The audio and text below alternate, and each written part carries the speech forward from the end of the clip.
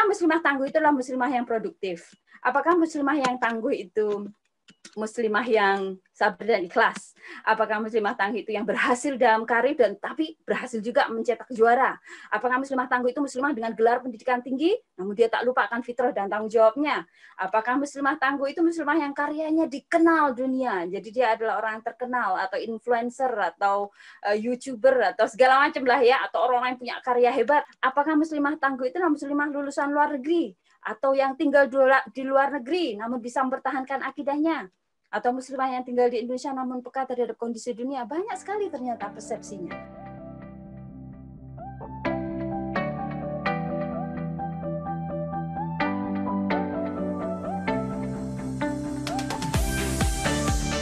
Assalamualaikum warahmatullahi wabarakatuh. Peran negara dalam mewujudkan ibu tangguh. Sebelumnya saya akan memulai dengan overview yang mau kita diskusikan hari ini. Siapa muslimah tangguh, definisinya, kemudian peran wanita muslimah tangguh, tantangan untuk wanita tangguh, studi kasus, dan juga beberapa question. Saya akan mulai dengan sebuah kisah ya. Alkisah, ada seorang wanita, dia adalah wanita janda. Dia menjanda karena suaminya sudah meninggal dunia saat dia mengandung anak pertama. Menjanda yang di usia yang relatif muda, sekitar 20-an.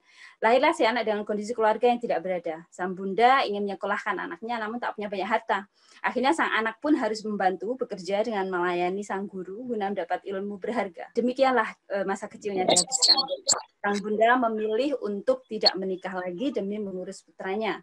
Beliau bertekad dengan segala kekuatannya yang dia punya ingin anaknya menjadi generasi yang berguna, dan keinginannya terwujud. Bahkan hingga sekarang keilmuan sang putra diambil manfaatnya oleh orang banyak di berbagai belahan dunia termasuk Indonesia. Doa dan kerja keras beliau serta keikhlasannya didengar dan disaksikan oleh Allah Subhanahu wa taala. Ada yang tahu siapa putra ini tadi? Imam Syafi'i, Masya Allah. Ini kisah yang kedua. Ada seorang ibu dengan 2 anak yang tinggal di Amerika. Ini kisah nyata ya Bunda. Salah satu putrinya memiliki cedera fisik yang membutuhkan perawatan luar biasa. Setiap malam, salah satu orang tuanya harus jaga malam dan baru bisa tidur pukul 2 pagi ini setiap hari karena harus memberi makanan lewat pam dan dimulai jam 12 malam. Sehingga sang bunda pun harus mengiringi 40 operasi selama 4 tahun terakhir. Jadi si anak usia 4 tahun dan sudah menjalani 40 operasi. Sang putri tidak hanya divonis buta tetapi juga tuli dan tidak akan bisa hidup lama. Kalau Bunda nanti lihat Instagram, ada namanya adalah Ilona Putri. Beliau adalah seorang anak dari anak perempuan bernama Bella. Ya, nanti bisa dicek kalau misalkan mau lihat, Masya Allah.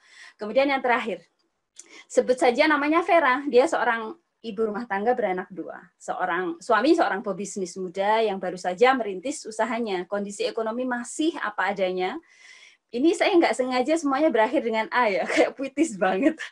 Mereka tidak kaya, namun juga tidak kekurangan. Pas aja deh bawaannya, gitu ya. Ya pas untuk belanja, pas buat masak, pas buat bayar sewa dan seterusnya. Anak-anak alhamdulillah bisa sekolah, meski si bunda bermimpi untuk bisa menyekolahkan anak-anaknya ke sekolah Islam, namun jumlah biaya tidak memungkinkan. Sehari-hari sang bunda sibuk menjadi guru ngaji anak-anaknya, mengajari mereka calistung semampunya, meski ada hasrat untuk bisa membayar kelas ekstra dengan adanya les tambahan demi melejitnya potensi Ananda. Kegiatan rumah mencuci pakaian masih dilakukan manual, ya, meski ada harapan bisa beli mesin cuci supaya waktu itu bisa dimanfaatkan untuk hal lainnya seperti membaca. Memasak mesti berharap ada khodimat atau membantu sehingga bisa membersamai anaknya lebih maksimal. Sekali waktu aktif ikut majelis taklim, tidak hanya mendengarkan tapi juga aktif mengorganisir meski tidak menjadi narasumbernya. Sembari terus semangat menuntut ilmu agama. Ini sound familiar ya? Kira-kira yang ketiga ini siapa ini? Sepertinya kita deh, saya sendiri ini ya. Saya sendiri. Nah, pertanyaan saya dari ketiga tadi bisa diketik di kolom chat ya. Dari ketiga contoh di atas, manakah menurut Bunda muslimah yang tangguh? Jadi sebenarnya ketiga-tiganya itu adalah wanita tangguh. Tangguh in their own respect, tangguh sesuai dengan keadaan mereka.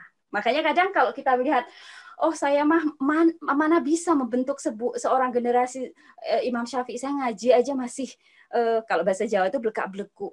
Mana bisa ngajarin hafalan, udah deh nggak akan mampu gitu ya. Kadang kalau kemudian kita bayangkan tangguh itu seperti itu, Jadi bisa jadi kita ngerasa bahwa itu sulit banget. Dan intinya saya itu sebenarnya bukan wanita tangguh. Padahal semua dari kita itu bisa jadi terkategori tangguh. Nah sekarang pertanyaan berikutnya adalah, siapa itu muslimah yang tangguh?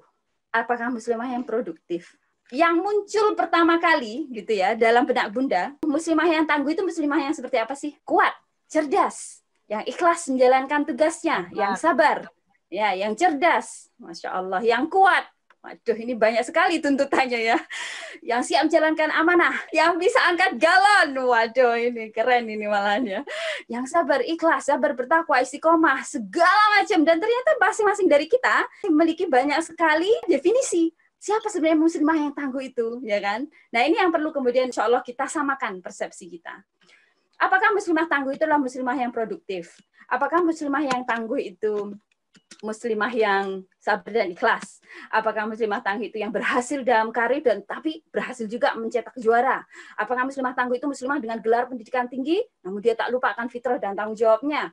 Apakah muslimah tangguh itu muslimah yang karyanya dikenal dunia, jadi dia adalah orang yang terkenal atau influencer atau YouTuber atau segala macam lah ya, atau orang-orang yang punya karya hebat? Apakah muslimah tangguh itu muslimah lulusan luar negeri atau yang tinggal di luar negeri namun bisa mempertahankan akidahnya? Atau muslimah yang tinggal di Indonesia namun peka terhadap kondisi dunia? Banyak sekali ternyata persepsinya. Persepsi yang kemudian dimiliki oleh banyak orang. Dan sepertinya dari 1, 2, 3 kayaknya semua orang setuju dah. Kalau misalkan si wanita itu punya kualitas, produktif, sabar, ikhlas, berhasil di dalam rumah, di luar rumah, punya karya yang dikenali dunia, pasti orang melihatnya, wah, Masya Allah, dia adalah wanita yang sukses, dia adalah wanita yang pasti tangguh gitu. Tapi permasalahannya berapa banyak orang yang kayak gitu kan? Dan kalau kemudian kita hanya melihat itu adalah sebuah ketangguhan, maka kita bisa mengkategorikan diri kita bisa jadi nggak tangguh. Saya apa tuh? Saya bukan wanita tangguh gitu ujung-ujungnya. Dan akhirnya pertanyaan, bukannya menjadi muslimah tangguh sulitkah, tapi menjadi muslimah tangguh mungkinkah gitu kan? Ya, jadi pertanyaan jadi ganti nanti. Ya, jadi ini yang perlu kemudian kita perhatikan, apakah memang sebenarnya ini yang dituntut kita sebagai seorang wanita muslimah? Karena kalau embel-embel muslimah itu tidak semua wanita, ya, tidak semua wanita itu muslimah gitu ya, dan tidak semua muslimah itu tangguh. Nah, pertanyaannya seperti apa muslimah tangguh itu? Nah, sekarang kita definisikan. Tangguh itu kalau Bunda lihat ini saya kasih gambar ya. Nah, kalau di zaman sekarang muslimah tangguh itu seperti ini. Ya, dia juga masak, juga pegang laptop, juga bisa gendong, bisa ini ya multitasking atau multi role segala macam in one go gitu. Berapa banyak Bunda mungkin hari ini ya, Masya Allah udah banyak tadi. Saya izin sambil nyusuin anak, saya izin sambil ngasih makanan anak, sambil nidurin anak, sambil dengerin kajian. Nanti ada suami yang minta dipijitin misalkan, atau mungkin ada anak yang lain yang minta dibikinin susu. Subhanallah, ternyata banyak sekali list pekerjaan yang harus kemudian kita lakukan. Dan apakah ini picture dari seorang muslimah tangguh? Apakah ini adalah norm atau norma yang kemudian harus kita penuhi? Atau sebenarnya ada pilihan yang lain? Ada kehidupan yang lain yang sebenarnya bisa kita ciptakan dan bisa kita impikan, bisa kita inginkan. Karena kalau kemudian kita terkungkung dengan harus seperti ini gitu ya, nggak ada pilihan lain, itu seperti orang yang terjebak dengan sebuah kenyataan, realitas, tanpa bisa keluar dari raise above the reality, kemudian think differently gitu ya. Itu yang penting insya Allah. Jadi kalau kita lihat, tangguh itu sebenarnya adalah sebuah karakter yang kemudian bisa dimunculkan dalam 2 lingkup. Yang pertama adalah lingkup di luar kendali kita. Seperti tadi, yang pertama, kisah pertama tadi adalah ibundanya Imam Syafi'i. Ya, kondisi ibundanya Imam Syafi'i yang miskin, ya, yang kemudian menjanda saat masih muda, gitu ya, atau kemudian kondisi Bunda Ilona yang kemudian dikarunia anak yang berkebutuhan khusus. Mungkin dari kita ada yang ingin menikah tapi belum bisa menikah, ingin punya anak, sudah menikah berpuluh-puluh tahun, bertahun-tahun tapi belum dikaruniai anak, gitu ya. Kemudian kita misalkan dilahirkan di Indonesia, dijodohkan oleh orang yang apa adanya, yang nggak kaya raya, gitu ya. Kemudian kita harus membantu dari sisi ekonomi. Hal-hal yang kemudian Allah berikan itu sebagai sebuah qada, kita pun bisa tangguh. Kita bisa memiliki ketangguhan di dalam lingkup itu. Ketangguhannya dalam bentuk apa? sabar kalau kemudian itu adalah sesuatu yang menyulitkan, dan bersyukur kalau itu sesuatu yang menyenangkan, kan gitu. Jadi tangguh itu tidak harus selalu kita bayangkan adalah wanita yang bisa lah ya, pandangan kita kayak Nusaybah bin Ka'ab misalkan, atau Asma binti Abu Bakar, mereka adalah the ultimate example atau ideal, gambaran ideal gitu ya, gambaran idealnya kita harus bercita-cita ingin ke sana. Tetapi tangguh itu juga ada dalam lingkup di mana kita bersabar, kemudian menguatkan diri atas hal-hal yang kemudian menimpa kita, ya, seperti kenyataan kehidupan yang tidak bisa kita pilih itu tadi. Jadi itu kemudian, dan untuk area ini tangguh nggak tangguh harus ditangguh-tangguhkan gitu ya, bahasa saya. Kenapa? Karena nggak ada pilihan.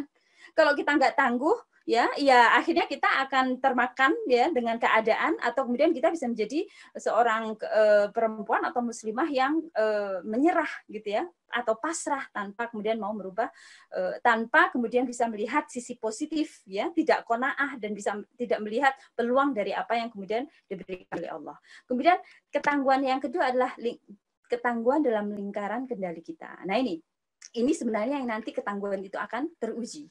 Gitu ya, seperti saya bilang yang pertama, lingkup yang pertama tadi, tangguh nggak tangguh ya harus ditangguh-tangguhkan, karena kenyataannya kita nggak bisa tiba-tiba menjadi orang kaya, tiba-tiba punya pendidikan yang tinggi, tiba-tiba tidur kemudian tiba-tiba bangun jadi profesor, nggak bisa gitu ya. Kalau seperti di atas lingkaran di luar kendali kita, ya kita harus menguatkan diri ya. Kalau kuat dan strong dari sisi itu, insya Allah akan semakin diberi kemudahan oleh Allah. Tetapi yang lingkaran yang kedua ini sebenarnya menunjukkan memang benar-benar tangguhkah kita,